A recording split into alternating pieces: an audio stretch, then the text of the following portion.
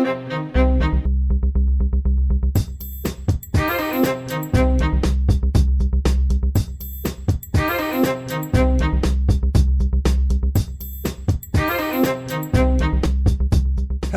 everybody, and welcome back to Small Town Murder Express. Yay and choo-choo! Oh, yay indeed, Jimmy. Yay indeed. My name is James Petrogallo. I'm here with my co-host. I'm Jimmy Wissman. Thank you, folks, so much for joining us all aboard the murder train, pulling away from the station for some weird stuff today in Iowa. We got some... It's just weird. Some people just can't be talked to. Just put it that way. Some people. That's the name of this episode. Yeah. Some people. And we got one of them today for sure. Before we get to that, very quickly though, definitely head over to shutupandgivememurder.com. Get your tickets for live shows starting back up again in September. A lot of them are sold out, so if you want to get in there, I believe Irvine has some tickets left in California, some left in D.C., some left in Philly, and Seattle might have some too. There you go. Everything else is sold out, I think. So thank you guys. You guys are the best, and we cannot wait to hit the whole all over the country there. Really? We're going coast to coast there and in the Midwest. We have East, Middle, and West there coming up. So we're real excited for that. Thank you very much. Shutupandgivememurder.com. Also, get yourself Patreon. Do yourself a favor, damn it. Get yourself Patreon. Patreon.com/CrimeInSports is where you get all of the bonus material. Anybody $5 a month or above, you're going to get so much stuff. First of all, hundreds of bonus episodes you've never heard before immediately upon subscription, which is amazing. You can binge on those. And then new ones every other week. One crime in sports, one small town murder, and you get it all. Every bit. Every bit of it. This week, what you're going to get for crime in sports, we're going to talk about the Liver King, that weirdo. And they had the documentary about him, and we got a bunch of other info, and I thought he was dead. And it turns out he's not. I was shocked by that. Spoiler alert, he's alive somehow, which is really weird.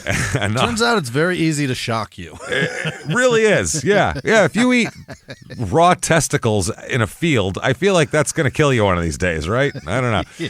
And steroids together, the two of them. And then for Small Town Murder, we're going to just go into some weird alien stuff. We got some insight. We're going to that I found a couple of different places, and we're going to just talk about some weird alien stuff. What's out there? What do we used to think was out there? What do we think's out there now? We're going down a rabbit hole. We'll get stoned and have some fun with it. So there you go. Patreon.com/CrimeInSports. And you get a shout out at the end of the show as well. Jimmy will mess your name all up. Don't you worry about that. That said, I think it's time to sit back. What do you say, everybody? Let's clear the lungs. What do you say? Arms to the sky, and let's all shout. Shut up and give me murder. Let's do this, everybody. Here we go. Let's go on a trip, shall we? Yeah. We are going to Iowa this week. Yeah. Oh, exciting Iowa here. We're going to Bellevue, Iowa. I always say Idaho when I want to say Idaho. And when I want to say Iowa and back and forth. I don't know why. Very similar states. I don't get it. Yeah, but I don't mix up New Jersey and New Mexico, and they start with new. I don't get why. It's just they start with an I. Who cares? New Jersey, New York, they all get their own thing. I don't mix Indiana and Iowa up. Why Idaho and Iowa? I don't know why. So this is Bellevue, Bellevue, Iowa. It's in far, far eastern Iowa on the Mississippi River. So all the way over there. It's about 30 minutes to Dubuque, in case you want to get your party on over in Dubuque. And about an hour, it's about 3 hours to Keokuk, Iowa, which is our last Iowa episode 559, Be My Baby, which was a real weird one. Why don't you?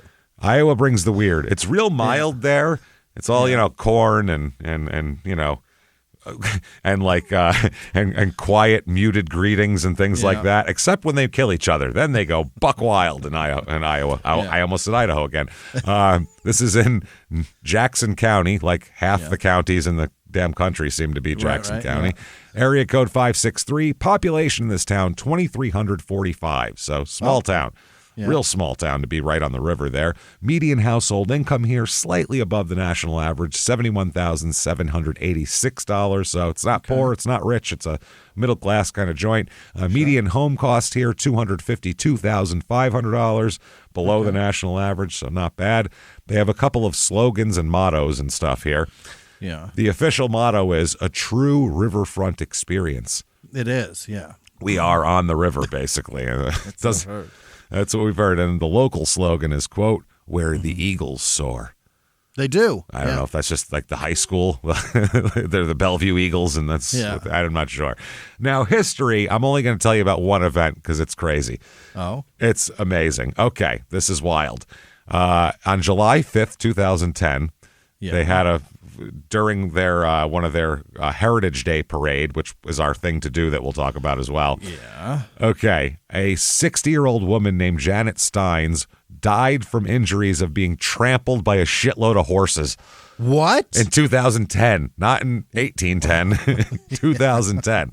Wow. 23 others were injured after horses broke loose at the 4th of July Heritage Day parade. This is during the parade, so it's just streets are lined with people, and horses break through and charge down the street for 6 blocks. Just tearing apart shit in its path. And they were connected to each other. So they're like clotheslining people, too. Like if you got in between them, you were going out.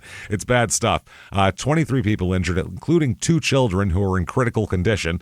Yeah. And the woman who died. The horses took off after one rubbed its head against the other, removing that horse's bridle. Wow. Wow, they had a plan. That was diabolical. They had a plan, man. The horses, with a wagon in tow, galloped for several blocks, running over children and adults who sat and stood along the streets watching the parade in Bellevue. This is horrifying. Yeah. At one point, the wagon flipped, ejecting the 2 people in it, hurting them as well. Yeah. Imagine if you're those, but stop. One woman said she was collecting Tootsie Rolls from the street with her 8-year-old son, 12-year-old niece, and 2-year-old granddaughter when the horses ran toward them. And someone yelled to get out of the way. She said, I could see it was 2 horses. I could see they were running at full speed and they were harnessed together, and I knew they were going to most certainly get hit. And as soon as it happened, everyone was crying and screaming. Yeah, they're out of control at that point because one's steering the other. Whichever one reacts, they're going to just go as fast as they can. Enter Jeff Junk. Junk, Junk. Yeah. And he'll come back in the story. He plays a major role in our murder somehow. So this how small this town is. Jeff Junk here. Jeff Junk said he watched it happen. He said they were mowing people over. Little kids were getting mowed over. They were probably going 40 miles an hour. I've never seen nothing like it, and I never want to see it again. Okay. That's what Jeff Junk said. Yeah. Ruined me. Reviews of this town quickly. 5 stars here. Bellevue is a beautiful river town located on the Mississippi. It has many activities for both singles and families. I feel like being single wouldn't be too swinging around here. Not for the best. I would advise anyone to move to this area. Oh, anyone. And then finally, 1 star. The only way you get anywhere living in Bellevue is dependent on who you sleep with. No, this is completely out of left field. If you've slept with a big enough name in town, who's a big name in this town? An alderman? What are we talking about here? Then big swinging dicks in town if you sleep with the right one. If you've slept with a big enough name in town, then you can get away with almost anything. Oh, you're above the law at that point. Yeah. If you don't, you can expect to get picked on for everything, no matter how small, including traffic tickets. This person got a ticket and said, I'm not fucking the right people, so I can't turn right on red at this intersection now? Fuck you. I haven't sucked enough dicks, or at least the right one. The right dick. You can suck all the dicks you want, but it's got to be a calculated, directed, specific dick-sucking effort. Yeah. Things to do real quickly. Heritage Days. We know all about that. Yeah. Horses break free, trample people. Take your life in your own hands. Come at your own risk. It's really weird. They have a prince and princess contest. Okay. With open voting on Facebook. It is creepy as fuck with the kids' pictures. And you click, that one's hot. Gross. Fucking gross. The kids are like 8. I don't want it. It's bad. That's awful. Yeah. No good. I'm looking at bands. They have the One of a Kind band at the American Legion Hall. There's a parade. I don't know about horses. Oh, boy. And that's it, pretty much. It's a bunch of otherwise a pedal tractor pull, shit like that. Youth dance performances. Hell yeah. Everyone's there for the prince and princess, of course. All the pedophiles line up for that one. So there you go. That said, let's talk about some murder. What do you say? Let's do it. All right, let's start out very recently, October 8th, 2022. Oh, yeah. I mean, nothing different than now. Exactly. Yeah. Everything's the same. So, might as well have been yesterday. Well, yeah, same phone in your hand, same TV on your wall, same whatever the fuck. So, no, culturally pretty similar. October 8th, 2022, 7:34 a.m. Yeah. Okay. Mississippi Ridge Kennels is the location we are going to be at. That is not in Mississippi, but it's on the Mississippi River because it's a kennel, where you board your dogs and stuff like that. Now, Angela Marie, at this point, Pritchard, she's born Odefey, Odefey, Odefey, I guess. That's what she was, but now she's Pritchard. That's her married name. She's born April 14th, 1967. She is the owner and operator of the Mississippi Ridge Kennels. Yeah. So she shows up for work at 7:34 a.m., Angie, she goes by. She arrives in here. A little bit of background on Angie. She's born in Dubuque, as we all are. Really. The best are. If we think about it, I mean, I'm from Dubuque. You're from Dubuque. It's all from Dubuque. Who's not? Yeah. Who's not? Daughter of William and Barbara. She has 3 sisters and a brother. She graduated from Dubuque Hempstead High School. Now, at this very moment when she's going into the kennel, she is married but not living with her husband. Okay. She's having problems and they've separated. Not legally separated, but separated here. She has 2 sons from previous relationships, 2 different relationships, Josh and Colton, who goes by CJ. And Josh was born in 87 and Colton was born, I believe, in 90. So her main things are her 2 sons and her 5 huskies. Yeah. You'd imagine a kennel lady would be real into dogs, and she is. She's got 5 huskies, Mishka, Indy, Zakari, Timber, and Charlie. And she's known as being very nurturing and kind-hearted. As people who could, I don't know if you've ever been around a husky, but they are a really difficult dog to deal with. It's a lot of dog. It's a lot of dog. They have a lot of energy. They don't want to listen. There's a lot of hair. They want to be like, mushing and pulling things instead of just sitting in your living room. So it's a working dog. It's a tough breed. And if you have 5 of them, wow, ooh, that's a lot. So that's what she's into. So she'd have to be very nurturing and all that kind of thing here. Her sons say she's really strong and has had a lot of problems, but she's always prioritized her kids' well-being. She works long hours to support them, so they always can, have financial stability and everything like that. She does whatever she has to so her kids don't have to deal with whatever's going on, which is a good mom. So, or a good parent, generally. So now surveillance footage captures her pulling into the gravel parking lot of the kennel and exiting her car and entering the building. That's 7:34. Okay, so we know that. By 7:39 a.m., she is on the phone with 911. Oh, 5 minutes later. 5 minutes later. And we have a transcript, and it says, "What's your emergency?" And you hear her yell, "Please get out of here. I have customers coming in." That's what you hear. So the 911 operator says, 911, like what's your emergency? Wasn't a, I know I called 911, and you hear Angela again say, "Please get out of here."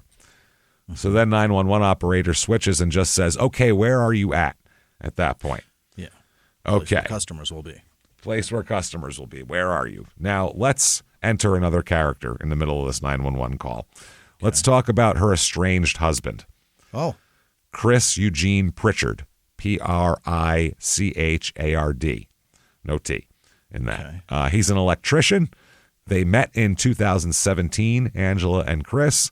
Now, Angela's sister said, "I would have trusted him with our children. He was nice, friendly, sincere, a hard worker, and fun to be around." Those are all positive. Those are all positive things. And the sister's all going to be looking for negatives, so... Yeah. As any sibling is. I don't know about this one. I don't trust that one. So, he's lived in Bellevue a long time. He's an established electrician in town and, all that kind of thing. So as they hook up, that's when Angela decided to open her own kennel, too, and start that. So Wendy, her sister, said, "To be a kennel owner, to do something with animals, I was thrilled for her. It really seemed like everything was falling into place." And it continues into 2019 when Chris and Angie get married. Yeah. So, yeah, everything's progressing nicely. Everything looked to be, going real nice, stable. Kind of this, in their 40s, or 50s, actually, finding a nice relationship. But instead, here, things start to fall apart in about 2021 or early 22 here. Now, the sister, Wendy, said, I truly think that things started to change when he lost his job. He got fired. Getting fired is bad enough, but he didn't only get fired. Oh? It'd be bad enough to get fired, but he was fired and charged with first-degree theft, which is a felony. Oh, yes. First degree. First degree. What did he steal? He allegedly stole $36,000 worth of supplies from the electric company where he worked. Oh. Can't do that. How much? $36,000 worth. That's like a whole spool of wire. That's a lot. Yeah. That's a transformer. That's a lot of shit. It's a lot of shit. That's what I mean. So that's first degree theft. That's what. That's more. Trouble. It's more than a used car. That's a lot. So Wendy, the sister, said that Angie was just beside herself. It's like, what are we going to do now? We need that income. He's an electrician, probably makes decent coin. You know what I mean? Right. Those guys do well, electricians. That's why they're. It's dangerous. Lineman wages, that's good money, yeah. It's dangerous. That's why they're doing it. So I guess he was arrested, but he was out on bail and out of work. And Wendy said he wasn't even looking for work. He was definitely drinking more. And the sister Wendy went on to say, and as the months went on, it was just like, wow, he was really kind of changing. They said he finally took some odd job and helped Angela at the kennels. But in the summer of 2021, Angie discovered that... Jesus Christ. Angie discovered that he was using meth at that point.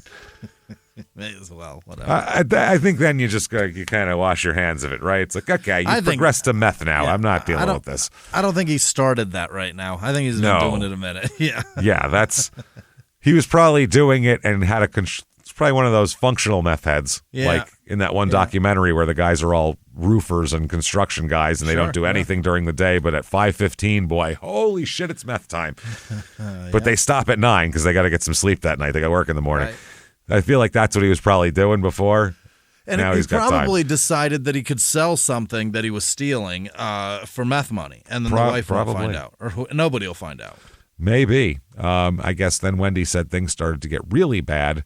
And this comes to a head on April 18th, 2022, just a few months before the morning at the kennel, when she came to Wendy and said that Chris hit me. Oh. Angie does. Angie said she hit him. CJ, her son, said, quote, she said he's drunk, he's on drugs. So I told her we're going to call the cops. Yeah. So Bellevue police responded, and it was on body cam because this is, 2022. So everything's on body cam. And this is from the footage here, shows Angela, and there's a still picture from it that they still have out there, shows Angela in her kitchen talking with an officer, with her sister there, and everything like that. She said she'd been hit by Christopher. She said, quote, you have no idea what I go through every single day with him. No idea. She said, he hit me, and then I came in the house. And Wendy said she was crying. She was visibly shaking. She had a mark on her face, and she said, I'm so scared. Mm-hmm. Now, Chris, you wonder, he must have fled the house or something. He starts hitting people. No, he was in the garage. Don't worry. He just hung back. I picture him just like with a rag, like wiping down a tool in there. Just like, what's that? What's happening now, fellas? What's the problem? Yeah, I get her. Like a socket wrench, So, the cop told him on body cam, state of Iowa law requires that somebody goes to jail. Yeah. And Chris said, I can't believe I'm going to jail. I mean, I only hit her in the face. What's that? That's believable, man. I believe that's assault, sir. You can't do that. You're going to jail. The officer said, well, she's got a mark on her face. So he was arrested and charged with domestic violence. Yeah. Now, Wendy in the body cam footage, the sister in the kitchen, you can hear her saying he's very, very, very messed up on drugs. Yeah. Very, very, very. That means meth. Two varies is something, lighter. Takes a couple of pills and drinks a little on the weekends, but very, very, very, that's meth. Now, Wendy said, we've seen him change right in front of our eyes. And so they described that, Chris spends the night in jail and was released awaiting trial and staying with his family. Angela got a temporary no contact order that night. And she asked the cop, so he can't come back here, and the cop says no. And another cop said the no-contact order now exists protecting your sister, she said, saying to Wendy. But then a few weeks later, Angela lifts it. Oh. She has it lifted, and this happens a lot in these. Yeah.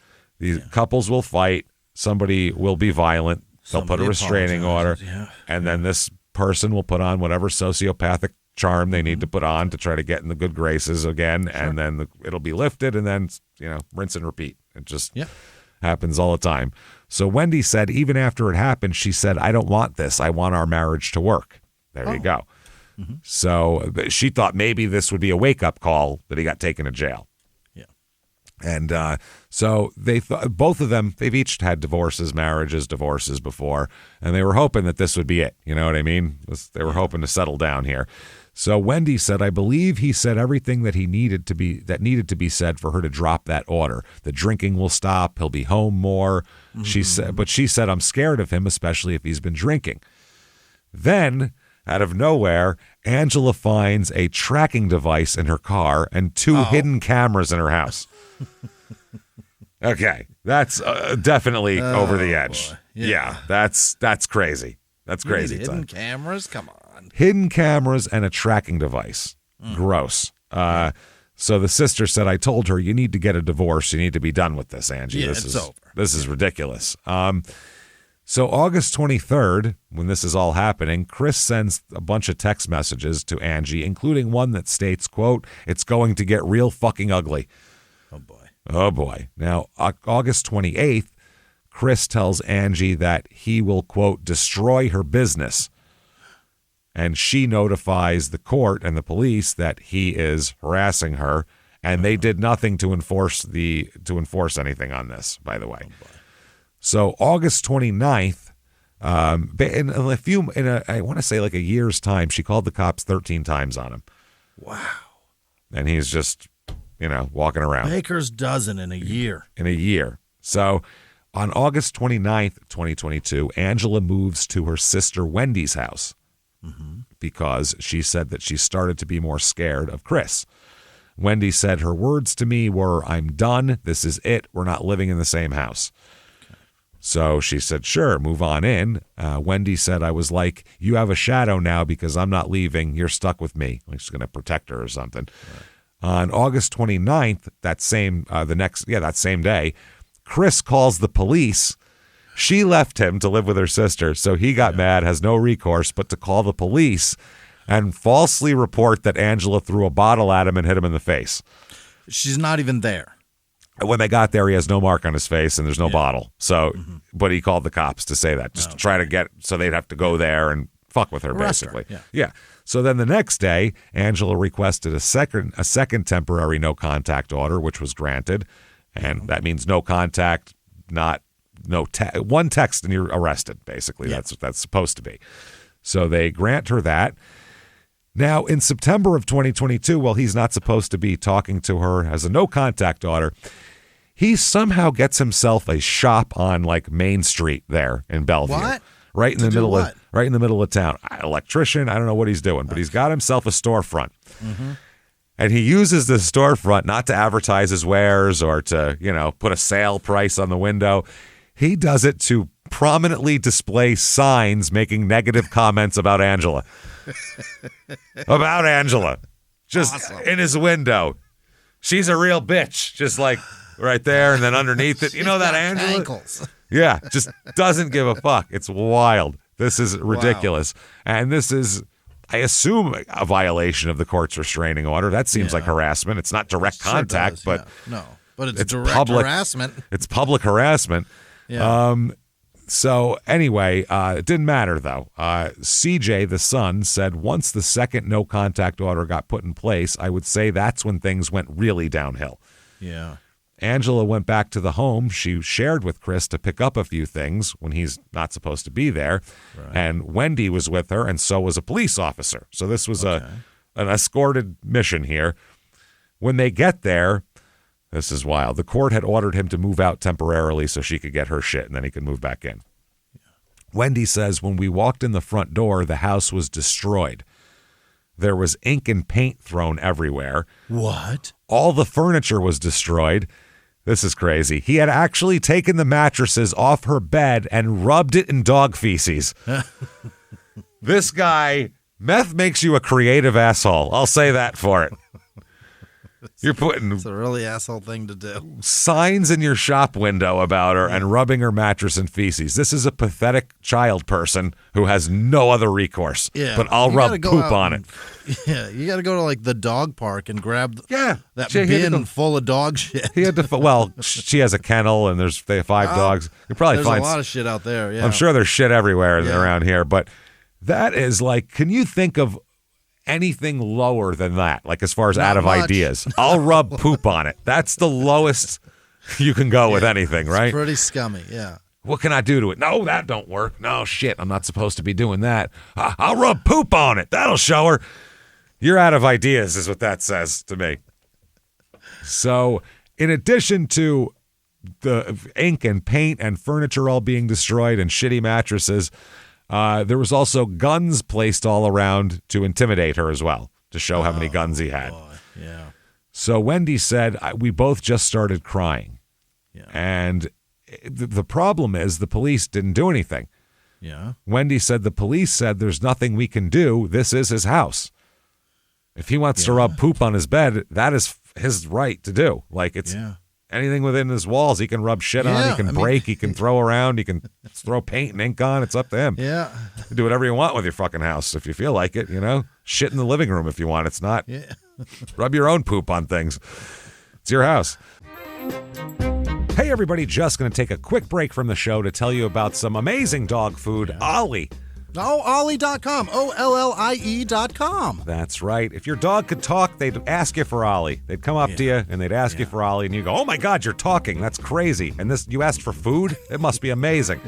That's how good it is. So, yeah, it's really good. Ollie delivers clean, fresh nutrition in the 5 drool-worthy flavors they have also. Even for the pickiest eaters, made in U.S. kitchens with the highest quality, human-grade ingredients, Ollie's food contains no fillers, no preservatives, just real food. They like to call the excited dog the Ollie effect. It's a wagging process that goes on, and a bit of a drooling and a tongue hanging out. You'll see the whole process. It's not the same with the others. It's only with Ollie. It's good stuff. You get healthier food, means a happier dog, also more energy, shinier coat, better poops, everybody. You want better poops out there? Yeah. Your dog can have them. I don't know about you, but your dog's going to have better poops and more mealtime excitement. They're going to love this stuff. And they do. They love it. My dogs love this stuff. And I have a dog that's got like allergies and stuff like that, so we had to find the right thing for him, and they got him covered. It's good stuff here, I'm telling you.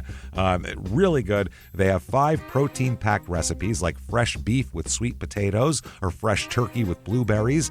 Even the pickiest dog eaters aren't going to resist this. You might think, my dog eats better than I do. It's probably true when it comes to Ollie. Some of the food you look at and you go, I'd eat that. That looks pretty good. That's good. If that came in like a meal plan, I'd eat that. It's really good. All you need to do is you introduce them to your pup here. You fill out you fill out 30-second quiz, and they'll create a customized meal plan based on your pup's weight, activity level, and other things like that. You get your welcome kit for first timers. There's a lot of benefits to this, including the excitement, the shinier coat. You want easier to pick up poop, everybody. That is a big deal. In 1 to 2 months on Ollie, a dog can reach a healthier weight too. It's a good thing. Correct. You can customize your plan. They offer 3 meal plans to choose from, so you can choose between a full fresh plan, a fresh topper plan, or a mixed plan with their freshly baked recipes. Really good stuff. They also have treats and supplements. It's the only fresh dog food that comes with unlimited routine health screenings, so you can get your pup on track to living their healthiest, happiest life. Dogs deserve the best, and that means fresh, healthy food. Head to ollie.com/STM. Tell them about your dog and use the code STM to get 60% off your welcome kit when you subscribe today. Plus, they offer a happiness guarantee on the first box, so if you're not completely satisfied, you will get your money back. That's ollie.com/STM and enter code STM to get 60% off your first box. Now back to the show. So they couldn't do anything. Even though this was it's like he found the just the gray area just outside of a loophole. You know what I mean? Yeah. The way to harass her without it really being officially harassment. It's fucking horrifying. Man, meth makes you creative. It's his stuff. It's my stuff. So September 17th, 2022, Chris was spotted spying on Angela by hiding in a lumber yard near Angela's sister's house. What? God Find damn it. something else to do. Why why do people do this? Well, this is also meth behavior, too. Yeah. This is, I feel like that's a straight person wouldn't do that probably, unless they were really fucked up in the head. So this is too far. The harassment here was reported to the police at least 2 times, but they did nothing to enforce anything. Yeah. They said, well, he's not technically within the property. He has to stay this far away, and he's that far away. Yeah. He's finding he's right on the edge of this restraining order. Yeah. Yep. He's towing the line. On September 19th, 2022, Angela took pictures of the signs. By the way, he made sure to prominently display the signs in the window and light them properly, too. There's lights on, so that way at night you don't miss them. That's the thing. So ring lights on these. That is crazy. So she took pictures of the shop and of the signs and provided copies to the police. And again, the police did nothing about this. September 23rd, 2022. Jesus Christ. This was a rescheduled hearing on the restraining order was supposed to be held, but Chris no-shows it. Yeah. He doesn't show up for the hearing, even though they went to his shop the day before to remind him about the court hearing. The cops literally went to his shop and said, hey, Chris, remember, tomorrow, court, see you there. And he still didn't show up. Wow. Same day, September 23rd, Christopher, again, repeatedly violates this restraining order and continues to harass her. He showed up where she was staying and told a number of people present that he, quote, did not give a fuck if he went to jail. I don't give a fuck if I go to jail. Now he's doing that. So they call the police again, and he showed up where she is. It's not at her sister's house or at a place of residence, so he could technically say, I didn't know she was there type of thing. Accidents. Yeah, they happen. We know he stalks her. He showed up where she was and said, I don't give a fuck about going to jail. And the cops were like, yeah, can't do anything about that. Right. Now back to October 8th, 2022, just to give you some background there. Okay. Back to 7:39 a.m. on the 911 call. What's your emergency? Please get out of here. I have customers coming in. Right. 911, please get out of here. 911 says, okay, where are you at? The next thing you hear is Angela scream, Chris. Oh. That's bad if you're Chris. And then you hear a gunshot. Oh, shit. You hear Chris scream, gunshot, and then silence, but the phone does not disconnect. Okay. So she says that. Now the 911 operator says, ma'am, where are you at? I would assume that she's not answering you at this point. Why would you say anything? And then continues to ask, what's your emergency? Where are you at? And then on the tape, you can hear a male voice, not into the phone, but in the background, like not knowing the phone is still connected, say, fuck you. Oh, my God. You can hear a male voice say that on the call. Not good. So, obviously, the police can track. It's 2022. They know where it is. They go rush to this shop here. And one of the detectives said it was a very violent scene. They find Angie laying face down. She's lying face down in the kennel's washroom. Yeah. And one of them said, passing by the kennel door on the right, and this is the area where we initially get a firsthand glimpse of Angela's deceased body here on the floor. So there's blood all over the place. Yeah. It's the washroom where they bathe the dogs in there. Right. And they said she had a very large, significant gunshot wound to the chest. Shotgun wound to the chest. Oh, my God. Not a handgun. Shotgun, close range to the chest. That's rough. Death. Yeah. That's a really rough way to go. That's probably quick, but not pleasant. I don't know how that quick. I mean, unless it stops the heart. Yeah, it's brutal. So it's bad. They said at that point they noticed a barely visible blood trail leaving the place. They said, we spotted a barely visible blood trail leading out of this room and then into the dog kennel area through this door. They said, we believe our assailant traveled from that area, left some blood evidence, then likely went out this door directly in front of us. So they're in there showing people that. So, yeah, Angela is horribly killed. I mean, they said the medical examiner said she was dead within seconds. Okay. I mean, it was just shotgun instantly. Directly. That's not fucked. but within seconds. It didn't like bleed out, but still horrifying. I mean, that is a brutal way to go. I have from the obituary here. I have to read a line from it because we've got this a few times in obituary. No. Maybe Midwest poignant. No. Her grandkids, sons, and daughters-in-law meant everything to her. We will always smile when we remember her 20-year-old hairstyle, her choker necklaces, and her Yeti with ice-cold bush light in it. Now, she sounds cool, but I don't want... I don't know if I want my family roasting me in my obituary. Look at her with her fucking farty old hairstyle and her chokers from the 90s and her fucking Yeti with ice-cold bush light in it. She sounds fine. Refuses to change this drunk. Yeah, but I don't know if I want my family. I don't know if that's. I know they love her too. I mean, they fight for her, as we'll find out, and everything else. But that's a crazy thing to say. Seems like something you just say at home amongst each other. Like, remember? I don't know. Say it out loud at the funeral. Yeah. Don't put it in print. Jesus. It's odd to put it in print, but they mean well. I'm not trying to bash on them, but it's just funny as shit. When I read ice cold bush light, I'm like, what's going on here? So the family reactions here. They said, CJ, her son, said she was beautiful inside and out. She liked to make everybody happy, especially her family. She loved to spoil the grandkids rotten, and they could do no wrong in her eyes. Yeah. Her other son said she loved doing arts and crafts, still decorated her tree with ones we made when we were kids. And they said basically her dogs were like her kids too. So it's very sad. So anyway, in the investigation, they asked one of the detectives, when you listen to this 911 call, how do you process what you're hearing? Right. And he said on a personal level, it's very difficult. It's a very difficult thing to listen to someone's end-of-life moments. Not good. It's horrifying. Yeah. I don't like those videos where people get killed. I don't like that stuff. It just makes me uncomfortable. Yeah. People are always like, oh, look at this plane crash. No, absolutely not. I don't want to see that. I don't need that shit in my life. I'm even on news websites where it's like, nope. Click here to see video of plane's last moment. No, nope. I don't want to see it. Don't need it. Makes my stomach feel bad. I have enough bad, dark shit I need to push down in my brain. I don't need to add more stuff that's awful, that's real, that's horrifying. No. So he said on an investigative level, this was a pivotal piece of evidence in the opening stages of the investigation. Mm-hmm. Yeah, she said Chris.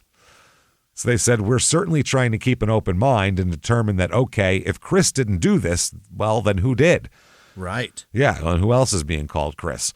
Now when they investigate, they find the sister shows them that Angie detailed her fear of Chris on sticky notes she kept in a notebook. She had Post-it notes. Yeah. Stuck in her like a journal. One says, I think Chris is capable of anything. He told my sister he didn't care if he went to jail. He put guns all over upstairs in 3 different rooms. Another one says, I don't feel safe anywhere anymore. My sister's house, my son's, stores in town. Went to my sister's this morning around 10. Said he didn't give a fuck if he goes to jail. That seems to be a common theme for him. Yeah. Recurring. One said, scared of him. He says nasty and mean and cruel things to me. He has harassed and threatened me. Another one says, always looking over my shoulder, see if he's around. Scared of him and what he's capable of. Wow. Yeah, that's terrible. That's awful. It's page after page of Post-it notes of her fears from different days. Yeah. She's got to write it down, otherwise it's driving her nuts. It really sucks. And they look into it. And they said that, they found all sorts of incidents of her calling the police after this, for sitting outside of her house, for following her. Uh-huh. These are all things he didn't get arrested for. Right. Stalking her, going and cutting the grass at the kennels when she wasn't there. What? He'd show up and do fucking yard work. Just to fuck with her. He'd show up and do landscaping just to show take that. What are you going to do? Glue the grass back together? It's cut now. Wow. He was only arrested once on September 15th for sending Angela a text message, which is a definite violation. Yeah. He spent the night behind bars, posted bail, and the next day started doing all sorts of shit again. Yeah. Wendy said he had been driving by our house multiple times. One night, she said he drove by 6 times in an hour. What? Just back and forth. Just on a loop. Get a life. Yeah. Find some chick who likes meth, and you guys go have a gross, disgusting. Account, for God's sake. Have a disgusting like Motel 6 meth sex party, man. Yeah. Do some shit like that. This is a dead end for you. So Wendy said I talked about all the Post-it notes too, and said I can't believe that nobody paid any attention. So the Bellevue police, they all say we're making excuses and not making any arrests. CJ said they'd tell him to knock it off or have a talk with him. Oh, knock it off. Like they're a couple of 8-year-olds who are, hiding each other's fucking toys. This is ridiculous. Right. He said nothing was done. She was terrified. Okay, so they start to work out the investigation. They start to put a timeline together. And they find out, they start reviewing the kennel footage, the outdoor footage at midnight that night to see what happened. For 4 hours, nothing happens at all. Then just after 4 a.m., nothing, they don't see anything, but all the dogs start barking and continue barking for a long time. Yeah. All of them at once. Something's wrong. Yeah. Something's going on. And the detective said, you can hear dogs start to bark. We had determined that was most likely the point he arrived at the kennels. 4 in the morning. 4 in the morning. So they believed he entered the kennels and just sat there for almost 4 hours, basically, waiting. They said the first video that they really got was Angela coming down to work in the morning. And then right up here, he's showing the video, he said, you're going to see Angela start to pull down to the entrance at the kennels. And pulling up to the kennel at 7:34, you can see her get out of her vehicle. She's gathering her belongings, walking into the kennel itself. And they said, and she's dead 6 minutes later. Wow. They said 7:39 and 43 seconds is when they hear the gunshot go off. Yeah. So that's in the video too. Yeah. And on 911. And they said, is Chris visible in any of these cameras? At all. At all. And they said, actually, looking through tons of them, we believe we see him leaving. Oh. About 2 minutes after the gunshot, 7:41 a.m., they say they think it's Chris on the video leaving. They see that. Okay. They also get security video from a neighbor's house showing a man believed to be Chris Pritchard leaving the kennels 2 minutes after. So they got surrounding footage. Yeah. This is a thing in 2022. Right. It is so hard to get away with stuff unless you're in the middle of fucking nowhere. If you're anywhere around houses, it's on camera. There's so many cameras. Yeah. You're on camera. So they said that actually walking from the kennel area down to the fence area, that makes us believe this is the first area we need to check because they say that's the direction he's walking toward. Outside the kennels, there is miles of thick woods. They said basically just as far as you can see. It's just thick woods behind them. Yeah. It's an area called the wilderness. The woods. Yeah, the woods, but it's especially like out there. Extra wild. They said it's a lot of rugged terrain, and they said Chris knows it really well, and that's where he's headed. So they're like, fuck, are we going to have to hunt this guy? The sister, Wendy, said he knows the outdoors. I knew that he could probably survive out there for quite a while in hiding. So we've seen this play out before. Yeah. I think this is going on right now, isn't it? That guy that killed his kids and took off. And his wife in Arizona? Yeah. No, not that guy. That just happened like 2 weeks ago. Oh, I mean, this probably just happens happens once all the every time. couple of years. Yeah. You get some guy with a fucking Punisher sticker on his car, and he's going to go out in the fucking woods and, and he's going to survive in there, A guy that can build a bamboo fishing hook or a fishing pole. That guy in Arizona that disappeared guys. in like fucking 2000. They still haven't found him. Still gone. 25 years later. Yeah. So, man, they said that, that's what they expected. So the detective said, we have every resource at our disposal to try and do this manhunt. We have canines, we have airplanes, we have drones. Yeah. We're doing this. So, okay, they put it all together a little bit. They find that on October 7th, the night before this happened, the murder, Chris parked his truck in a pole barn at Michael and Lori Blazer's farm, which are friends of his. He'd previously done some electrical work for them, but they did not plan on him coming over that day. Okay. He left a note on his truck, Chris does, stating, quote, "Hey, Mike, came out to take these lights down. I just had 7 coyotes cross the road in front of me about a mile up the road. I'm going to go try and kill a couple of them. God dang. Okay. Keys are in the truck if you need to move it. I'll be back, Chris." Okay. All right. But his truck was still in the barn the next morning, and they noticed that the bed and toilet in their horse trailer that they stored in the barn had been used.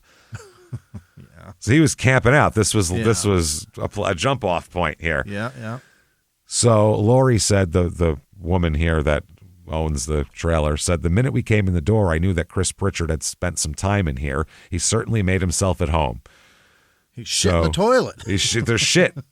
We know when there's shit in here. It's not connected to a pipe. It's a camper, man. It stays in a tank down there. We know. There's a turd in there. Yeah. I can sense it. There's a reason you don't get to shit on the tour bus. That's right. Exactly. So she also said, "We knew the minute that there was a shooting at the kennel that something had happened with Chris." Yeah. They said that they put that together pretty quick.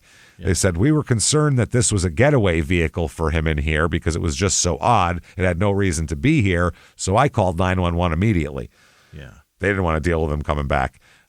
So she called 911 and said, quote, "I see that you guys are looking for Chris Pritchard."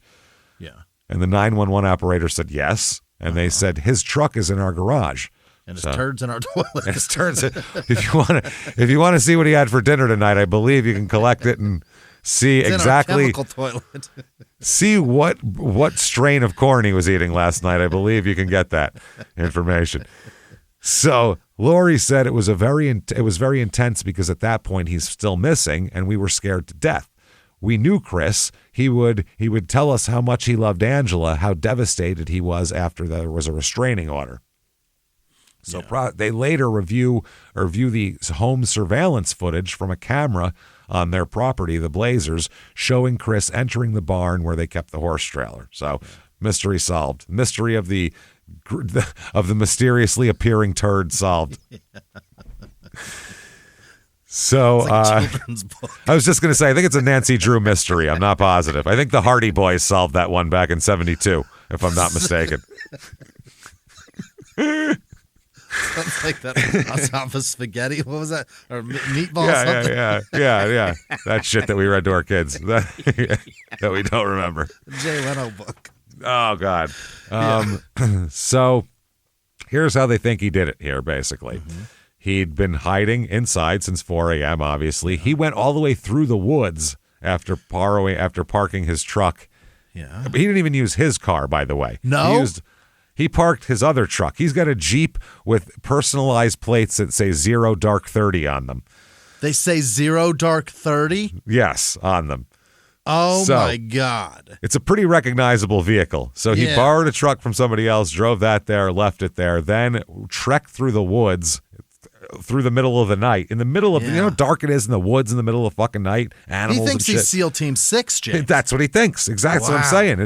I'm putting this all together and then to do a raid mission on a dog kennel where a 55-year-old lady fucking works. Give me a break. This is ridiculous. Ex-wife, whatever. Yeah. What a dick. What a dick. So he did that.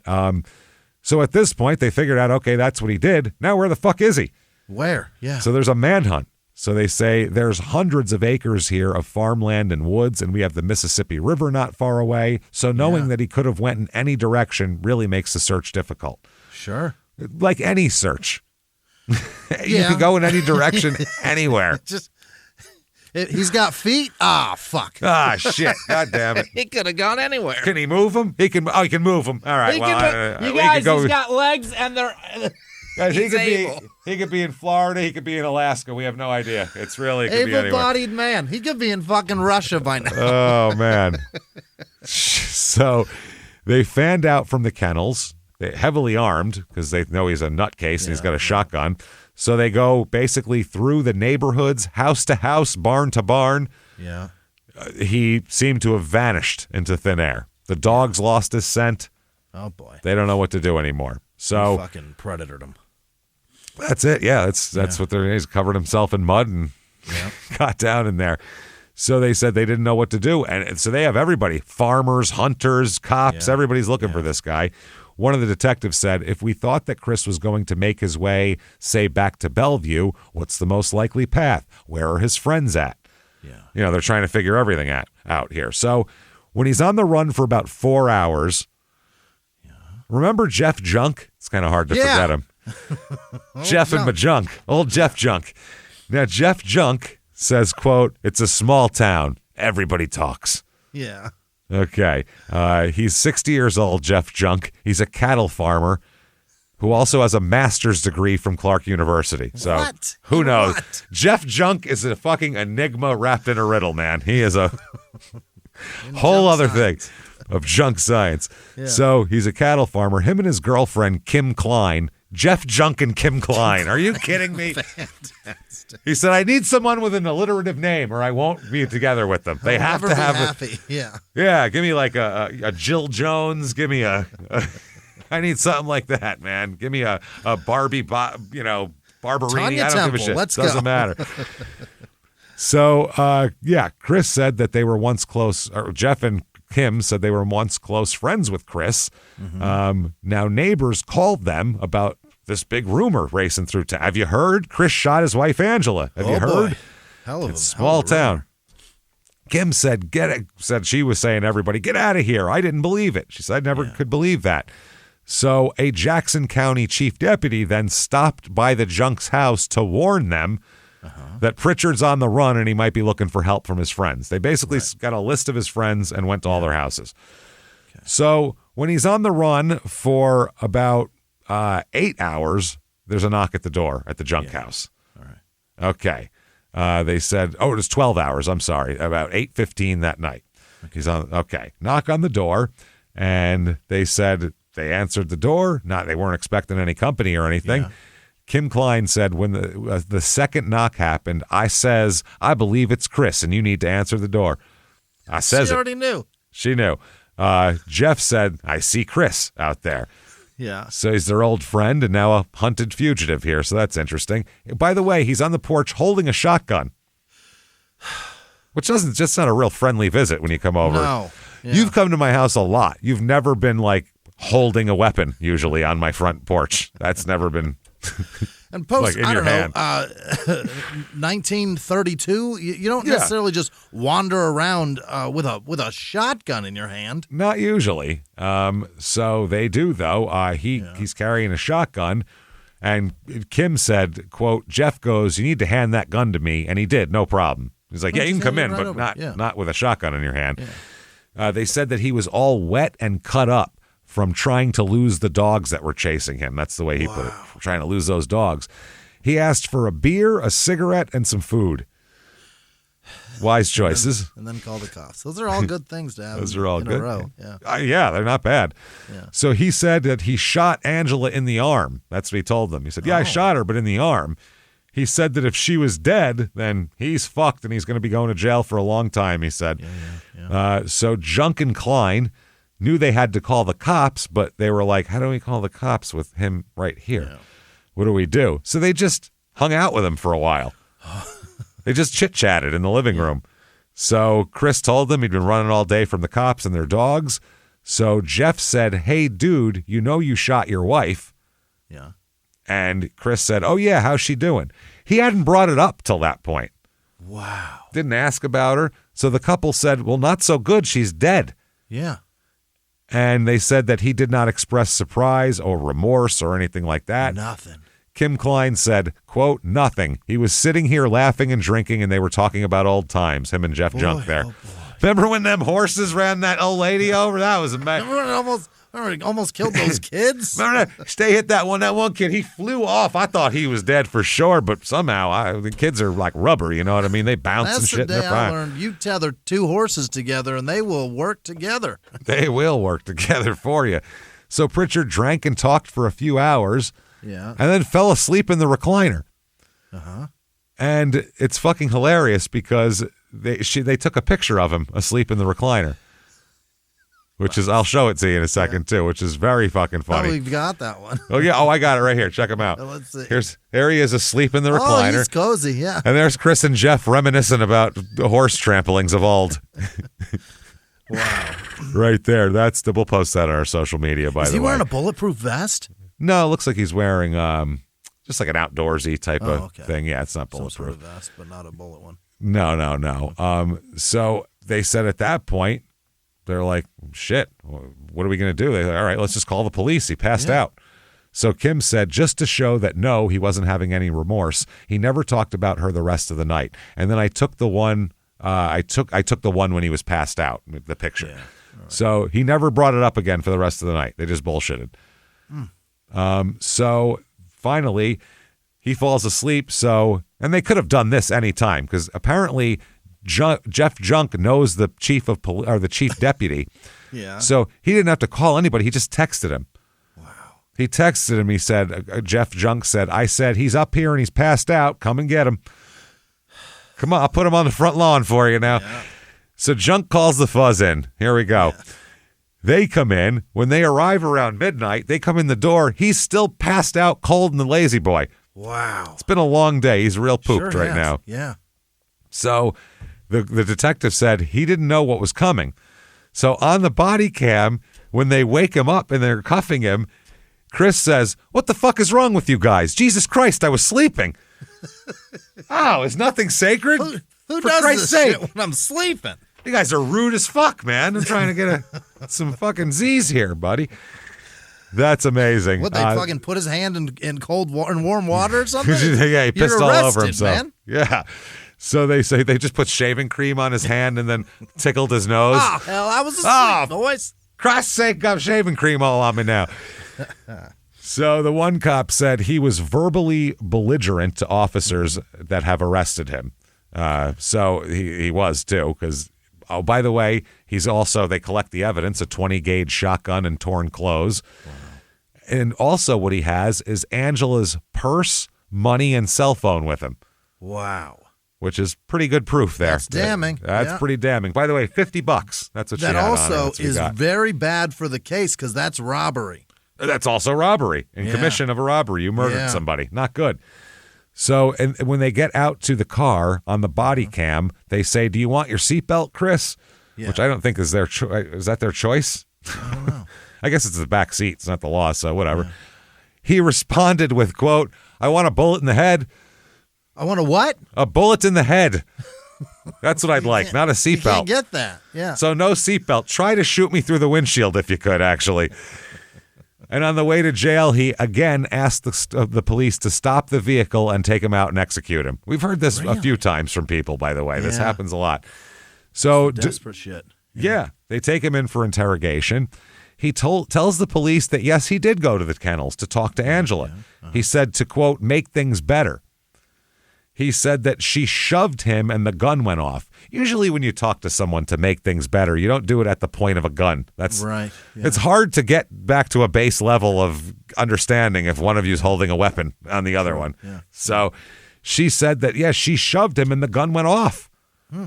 And then after it went off and hit her, she wasn't hurt that bad because she was yelling at him to leave and cursing at him.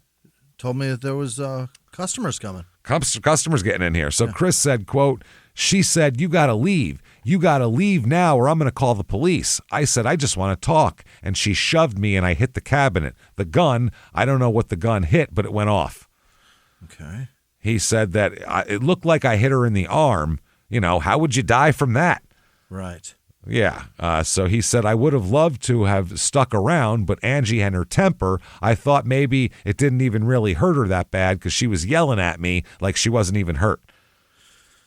Which the 911, I don't think he thinks that he knows that 911 call went through and was going the whole time. He's certainly not aware that it's happening. Yeah. I don't think he knows about that because then he would know that she didn't say shit. It was dead silent except for him saying fuck you after he shot him. Right. He certainly doesn't know they know he said fuck you. No, absolutely not. So the special agent Kedley in the interview said, you show up at a place where you know she's going to be. You've got a gun. You know that you've got a no contact order. Yeah. An argument breaks out. She calls 911. She winds up dead. This is not an accident, Chris. This is a problem. Yeah. Come on. The other cop said, if this was an accident, why are you taking her cell phone, which is her only means of survival? Why aren't you calling for help yourself? Why aren't you rendering any kind of aid to your wife? Yeah. So they said he kept adding details to the accidental shooting, too. Oh. At one point, they said that he said, quote, the gun was leaning up against the cupboards. He went to retrieve a backpack, and it fell, and that's when it went off and shot her. Mm-hmm. You know how it goes all the time. He said that Angela threatened to take all of his money. That's why he took her purse. Like, I'll take your money. How's that? Right. Threaten me. Not childish at all. No. In another interview later on in the day, he said he went to the kennels to steal money from Angela because Angela, quote, wanted to drag him through the mud and make him a monster. Okay. So I'll go there and prove I'm a monster, I guess, is the thing. Then in a third interview, he said that he took the shotgun and shells from a hunting cabin at a nearby campground, and he was just walking through the woods, and that's why he had them, and it was totally an accident. He didn't even mean to bring the gun for those purposes. It was just to have. So they do state, though, that none of these stories are possible because the gunshot had a downward trajectory, meaning he had the weapon in his hands when he was standing and fired it. Standing over her, yeah. Yeah, it didn't shoot her from the floor. Yeah. Didn't fall and hit her. So they charge him with first-degree murder and first-degree robbery. In 2022, he doesn't know that they can figure out how that gun went off? Wow. For an electrician, he's not that bright, I think meth also mushes your brain up a little bit. Doesn't help. It really does not help you make a plan. That's a problem. Or figure anything out. No, it's terrible, except how to take some shit apart and not put it back together again. It's the only plan you can put together. How you get fired from the power company. Yeah. I'll just take all these parts home with me, figure it out later. Then, while he's in jail, he writes a 26-page document entitled Jackson County Blues. What? At one point, it's just all of his bullshit. At some point in there, he reiterates that he was planning to steal from Angela when he went to the kennels that morning. That was the point. Yeah. Again, not good. If you were planning to steal and you ended up murdering, that's a very bad 1-2 punch there legally. So there's a pretrial motion to exclude his prior bad acts. Yeah. I think basically what they figure out is that none of his prior bad acts, except for the ones toward Angela, will be allowed. Okay. Only his Angela-related prior bad acts, because even if he had another domestic thing with other people, he didn't murder them, so it doesn't track or whatever. Anyway, trial comes up. The prosecutor said, or they were saying that the fact that he's saying that the gun went off and struck her, that she's yelling profanities back at him, and we have a 911 recording of that conversation, that didn't take place. We know he's a liar. We know he's lying. Mm-hmm. So they said his last words on the 911 call prove that his actions were premeditated. Yes. Also, he meant to do that. They said when you hear his statement standing over her dying body on that 911 call, using profanity. Oh, not profanity. Yeah. He just murdered her, but don't use profanity. That's crazy. God, the Midwest is funny like that. Well, you didn't have to throw an F-bomb in there. Jesus, man. Come on, buddy. Jeepers. Come on, buddy. So the son said later on, her son said that you definitely don't say what he said at the end of a phone call after you accidentally shoot someone. You go, holy shit. Oh, my God. Are you okay? Yeah. That's what you'd say. Yeah. The defense, their whole defense is, shit was an accident, man. Really? Only had the shotgun because I was in the woods, didn't take it with me to do anything. Yeah. But they have all of his stalking, all of the witnesses to that, body camera footage of him fucking leaving there. Right. All of his stuff where he left it. Then he went to the friend's house and told them he shot her. And fuck you. It's a pretty cut and dry trial here. Let's just say that. Not a lot to talk about here. So the prosecution in their closing said that he arrived with a stolen shotgun at 4 a.m. He said there's a few hours waiting, thinking about what he was going to do. He could have thrown that shotgun away. He could have gone back to where he came from. Right. They said no. Then they talk about the downward trajectory, that it's definitely not an accident. They said that she had a virtually instantaneous death, is what they said. A retired criminologist testified that it took 5 steps to fire the bullet that killed her, and they said that gun doesn't get loaded and fired accidentally. Mm-hmm. That's the truth. The defense closing was much different. They said, quote, "We see the evidence very differently than the state." Yeah. We're really drunk. That's the only way that would be. We've had a lot of tequila today, and it's a little we wavy. We turned it upside down, and now it's a smiley face. Now it's different. How you like that? Said, "I hope you keep an open mind," which is a tough. When you're telling the jury, "I just hope you keep an open mind," you know you're fucked. They said, what you do have evidence of is that he exercised, frankly, horrible gun safety. That's really what he's guilty of. Was not safetying it up and having trigger discipline. That's his real problem here. Wow. Right. They said he's just reckless, that's all.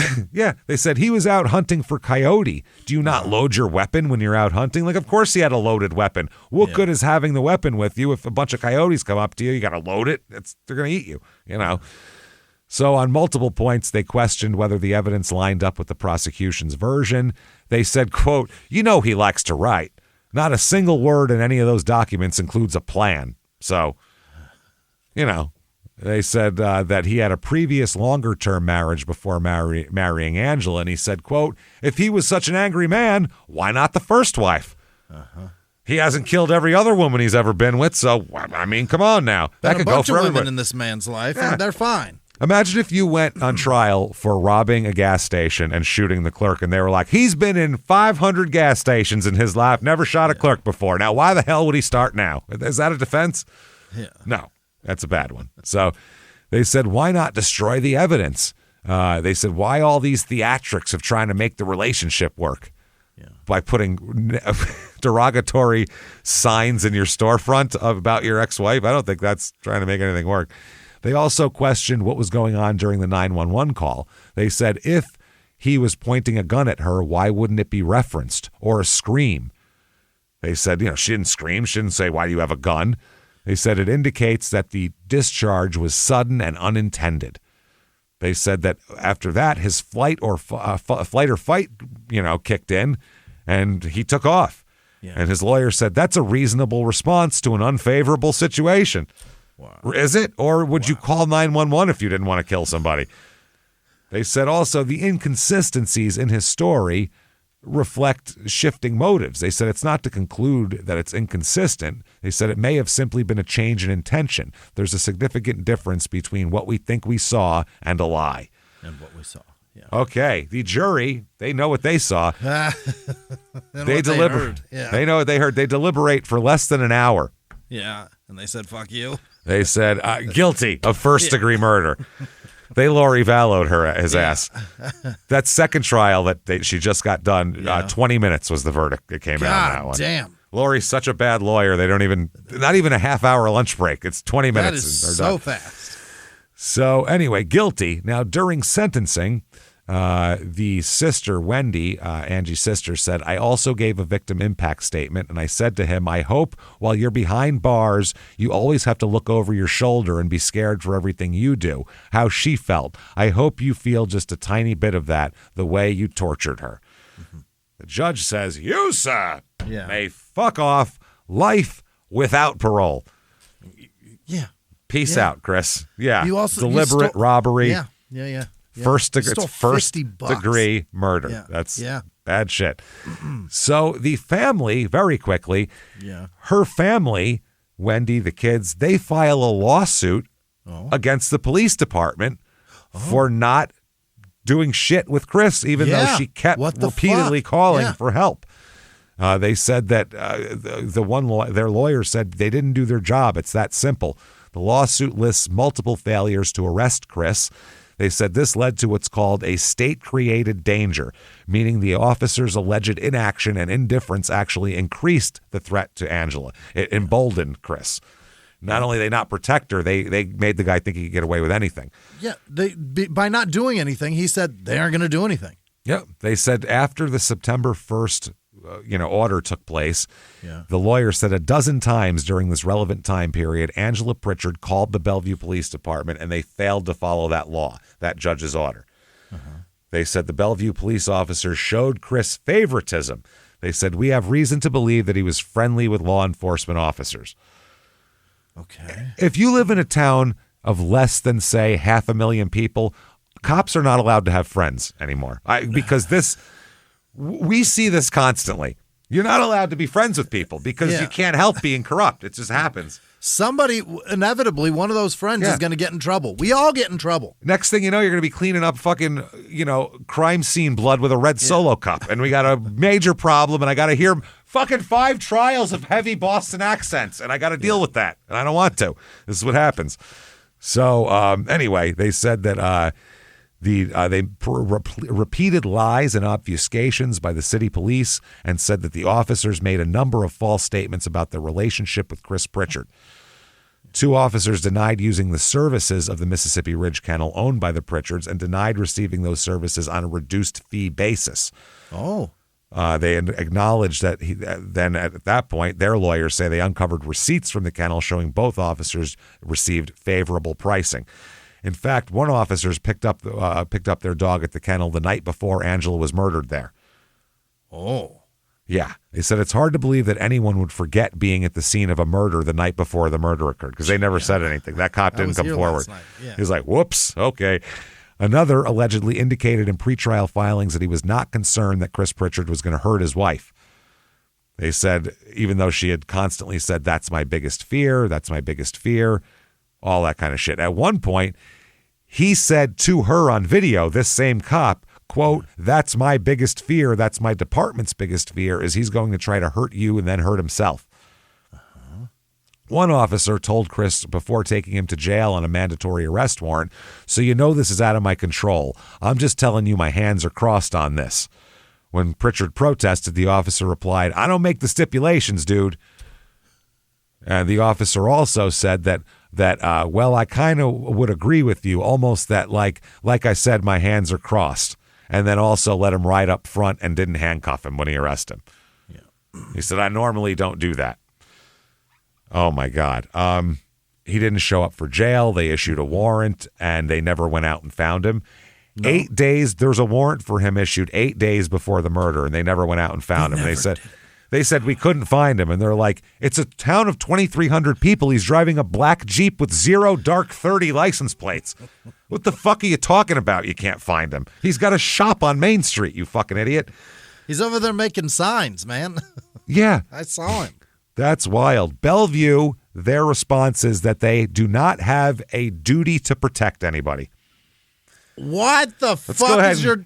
Clean the sides of them cars off, boys, because... I think it says first fucking serve word. And protect. To protect and serve. Protect comes first. They said that they do not owe a particularized duty to protect individuals from harm, and instead owe a general duty to the public. Think about that next time you're paying your taxes, everybody. Yeah. Think about that. Think about that next time you put one of those stickers on your car with the fucking line and all that. Go, oh, no duty to protect me. Thanks. They got a duty to generally protect. Generally the area. That is dismissed, the case. Yeah. Wow. Dismissed. Wow. Yep. And then it's refiled again. There's a hearing on all that. And it's again, even though they did find that Bellevue officers withheld evidence, made false statements, and concealed their friendships with Chris Pritchard. Wow. But they deny those accusations. Yeah. And that's that. So they're obviously a little bit upset. Basically, they say if the warrant had been executed, he'd be sitting in jail and she wouldn't be here today. Wow. The legal whatever is basically, well, I mean, he might have killed her then 2 weeks from then. What are we going to... A judge actually said, we could have extended her life a few days. Well, yeah. Yes. Yes. Maybe that would have given her a chance to run, man. You don't know. Shit. I'll give Wendy last word here. Wendy said, to this day, I still have a lot of, I guess it's guilt, because I think in my mind, what if I would have went with her that day? Maybe I could have saved her. Like, you both get shot. Yeah. But part of me was so proud of her for like being as strong as she was at that time. She named her killer, and so she helped them bring him to justice. So that's true. So good for you, but terrible for Angie, obviously. This is awful. Very quickly, because we're running late here. definitely give us 5 stars on whatever app you're listening on. Shutupandgivememurder.com is the place to go for tickets. We got Irvine, we got DC, Philly, and we have Seattle. Everything else is sold out. They're starting in September. So goddamn it, get your tickets right now if you'd like to go. Shutupandgivememurder.com. Follow on social media, Instagram. We are at Small Town Murder. Small Town Pod on Facebook. Definitely get yourself some Patreon. Patreon.com/crime in sports is where you get all your bonus materials. $5 or above, you get everything. Hundreds of back episodes, new ones every other week. This week, the Liver King and what an idiot he is. And for Small Town Murder, UFO shit. It's going to be fun and weird and wacky. That is patreon.com/crime in sports. And you get a shout out right now. Shutupandgivememurder.com has drop down menus. If you want to follow us on social media, go there, find us. And until next week, everybody, it's been our pleasure. Bye.